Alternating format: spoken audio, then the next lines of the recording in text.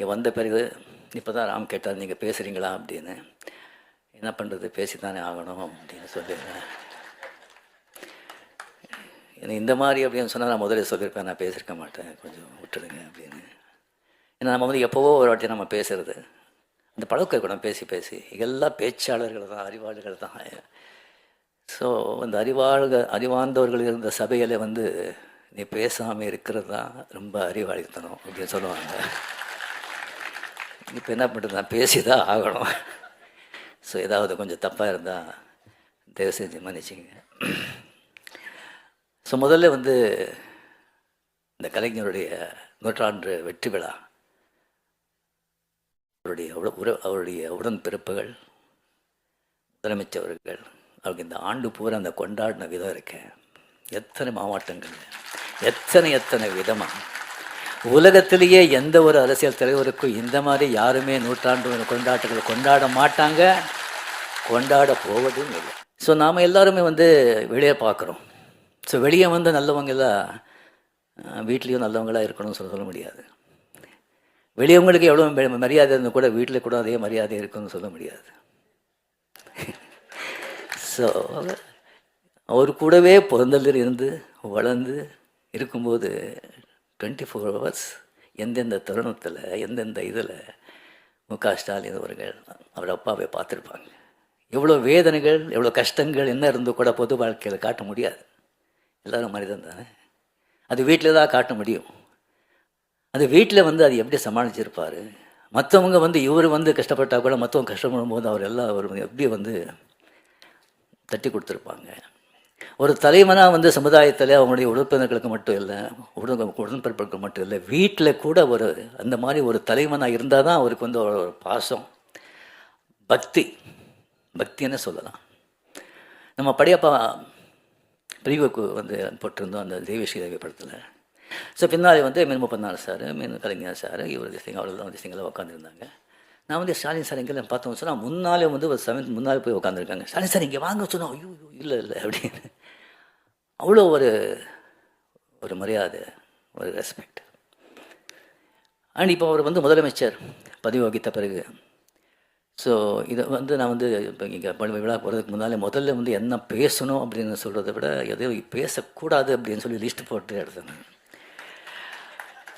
ஏவவேலு அவர்கள் முதலே சொன்னாங்க, இது வந்து அரசியலே கிடையாதுங்க, அரசியல் பற்ற சம்மந்தமே கிடையாது, நீங்கள் வந்து இது மாதிரி விஷயம் கூப்பிட்டுருக்கோம், நீங்கள் இது பண்ணணும் அப்படின்னு சொன்னாங்க. ஸோ கலைஞர் சார் அப்படின்னு சொல்லி வரும்போது கம்ப்ளீட்டாக சினிமா, இலக்கியம், அரசியல், இந்த 3 தான். எனக்கு சினிமா பற்றி அவரை பற்றி தெரியும், அதை பற்றி நான் நிறைய பேசியிருக்கேன். இலக்கியத்தை பற்றி அவருக்கு எனக்கு சரியாக வந்து அவ்வளோ தெரியல. அவருடைய இலக்கியங்கள், அவருடைய கவிதைகள், அவருடைய கதைகள் ஜாஸ்தி தான் படித்ததில்லை. வேறு ஒரு அரசியல் தான்.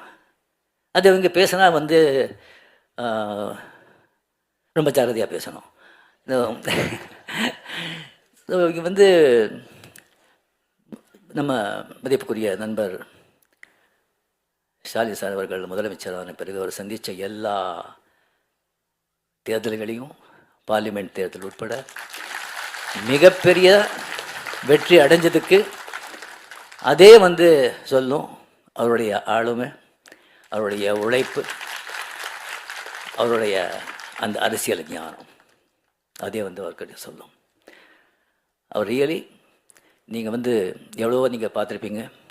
ஒரு கழக ஒரு பார்ட்டி ஸ்தாபனர் ஆகட்டும், அவர் தலைவராகட்டும், அவர் வந்து மறைஞ்ச பிறகு அதுக்கப்புறம் வர்ற ஒரு சந்தேகம் வந்து அது கட்டி காக்கிறதுக்கு எவ்வளோ கஷ்டப்படுறாங்க, எத்தனை பேர் ஃபெயில் ஆகிருக்காங்க, எவ்வளோ திண்டாடிட்டுருக்காங்கன்னு சொல்லி பக்கத்து மார்க்கள் நடக்கிறதெல்லாம் நீங்கள் எல்லாம் கேள்விப்பட்டிருப்பீங்க, பார்த்துட்ருப்பீங்க.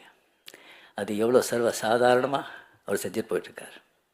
அதுக்கு மேலே எனக்கு வந்து ரொம்ப ஆச்சரியமான விஷயம், நான் பிரமிப்பு போகிறது அப்படின்னு சொன்னால், எப்போவுமே வந்துட்டு இந்த ஸ்கூல் டீச்சர் வரும்போது ஸ்கூல் டீச்சருக்கு இந்த நியூ ஸ்டூடெண்ட்ஸுங்க வந்து ப்ராப்ளமே கிடையாது, ஈஸியாக வந்து சமாளிச்சிடுவாங்க. இந்த பழைய ஸ்டூடெண்ட்ஸுங்க இருக்க பாருங்கள், அவங்கள சமாளிக்கிறது சாதாரண விஷயம் இல்லை. இங்கே ஏகப்பட்ட பழைய ஸ்டூடெண்ட்ஸ், நான் அங்கே பார்த்து சொல்கிறேன், தேவசம்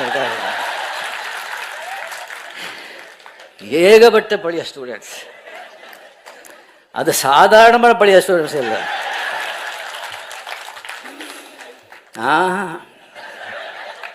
அசாத்தியமானவங்க எல்லாருமே வந்து ஃபெயில் ஆகிட்டாங்க. இல்லை, அவர் ரேங்க் வாங்கிட்டு அந்த கிளாஸை விட்டு போக மாட்டோம்னு உட்காந்துருக்காங்க.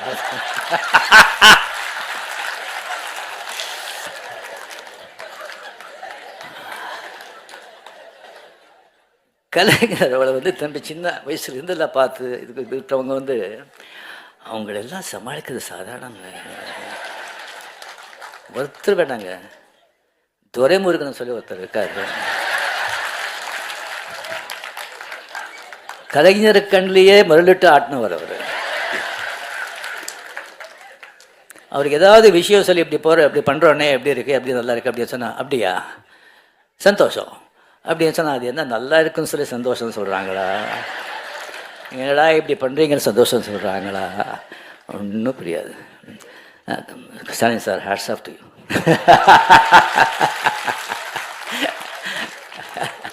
அருமையான ஒரு தலைப்பு. இப்போ வந்து எல்லாரும் வந்துட்டு அந்த மார்க்ஸா கார்கே வந்து ஒரு எழுத்துன அந்த தாய் மதர் அந்த புத்தகத்தை பற்றி எழுதுனாங்க. அது ஒரு காவியம். அந்த மாதிரி ஒரு புத்தகத்தை வந்து யாரும் வந்து படிக்கிறவங்க வந்து படித்தா வந்து வாழ்க்கையில் மிகப்பெரிய நீங்கள் வந்து மிஸ் பண்ணுறீங்க. தயவு செஞ்சு அந்த புத்தகத்தை ஒரு படிங்க. ஒரு ஆடளித்த வர்க்கத்துக்கும் ஒரு தொழில் வர்க்கத்துக்கும் இருக்கிற போராட்டம், புரட்சி.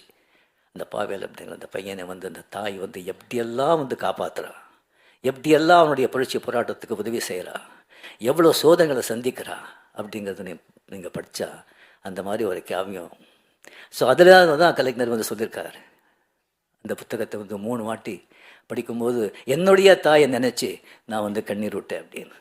ஸோ அவர் கூட வந்து படிப்பு போகாமல் போராட்டங்கள், சமூக நீதி, சமூகம் அப்படின்னு சொல்லிட்டு அந்த 13-14 வருஷத்தில் இருக்கும்போது அவர் தாய் வந்து அவருக்கு எவ்வளோ வந்து உதவியாக இருந்தார் அப்படிங்கிறது அவர் வந்து அதில் வந்து அவர் சொல்லியிருக்கார்.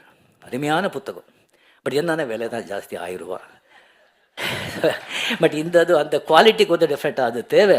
பட் எல்லோரும் அது படிக்கணும். நெக்ஸ்ட் பண்ணுறது எல்லாம் கொஞ்சம் கம்மி விலை பண்ணால் எல்லோரும் நிச்சயமாக அது வந்து படிக்கணும்னு சொல்லிட்டு நான் வந்து இது பண்ணிக்கிறேன்.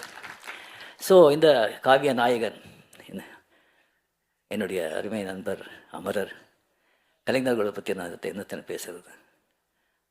படங்கள், அவர் பண்ண படங்களை பற்றி நான் வந்து பேசிட்டேன். அதுக்கப்புறம் வந்து அவருடைய நான் சொல்லி இலக்கியத்தை பற்றி அவ்வளோ ஜாஸ்தி எனக்கு தெரியாது. அண்ட் அரசியல் வாழ்க்கையை பற்றி எல்லாருக்குமே உங்களுக்கு தெரியும். அவர் அரசியல் வாழ்க்கை இப்போ வந்து ராஜ்நாத் சிங்கை வந்து அவரை பற்றி 1/2 hour அவர் பேசுகிறாங்கன்னு சொன்னால் அதை ராஜ்நாத் சிங் மட்டும் பேசிக்க மாட்டாங்க, மேலேருந்து ஒரு உத்தரவு வந்திருக்கும். ஸோ அவர் வந்து எல்லாராலேயும் வந்து அந்த மாதிரி ஒரு பாராட்டி மகிழ்கிற ஒரு ஒரு மனிதர். அபூர்வங்க, ரொம்ப அபூர்வம். எல்லோரும் நம்ம பிறக்கூடாது. 90% 95% வந்து பிறந்து இந்த குலம், இந்த ஜாதி, இந்த மதம், இந்த பேர், பொண்டாட்டி, பிள்ளை, ஒரு 10-25 உறவினர்கள், ஒரு ஆஃபீஸில் வேலை செஞ்ச ஒரு 10-20 பேர், மொத்தமே ஒரு 50 பேர். அதுக்குள்ளே வாழ்க்கை முடிச்சிடும். அந்த 50 பேரை வந்து சந்தோஷப்படுத்து, 50 பேர் முன்னாலே நல்லா வாழணும், சந்தோஷமாக வாழணும் அப்படின்னு சொல்லி அதே போராடி செத்து போகிறோம். பட் சில பேர் தான் சமூகத்துக்கு, ஒரு இனத்துக்கு, சமூக நன்மைக்காக போராடணும், பாடுபடணும் அப்படிங்கிறது ஒரு சில பேர் தான். அதற்கு கலைஞர் அதில் ரொம்ப முக்கியமானவர், ரொம்ப முக்கியமானவர். அவர் சந்தித்த சோதனைகள், விமர்சனங்கள் வேறு யாராவது இருந்தால் காணாமல் போயிருப்பாங்க. விமர்சனங்கள் வேணும், தேவை. அது ஒரு மழை மாதிரி இருக்கணும், புயல் மாதிரி இருக்கக்கூடாது. புயல் மாதிரி இருந்தால் செடியெல்லாம் மரங்களே சாஞ்சு போயிடும்.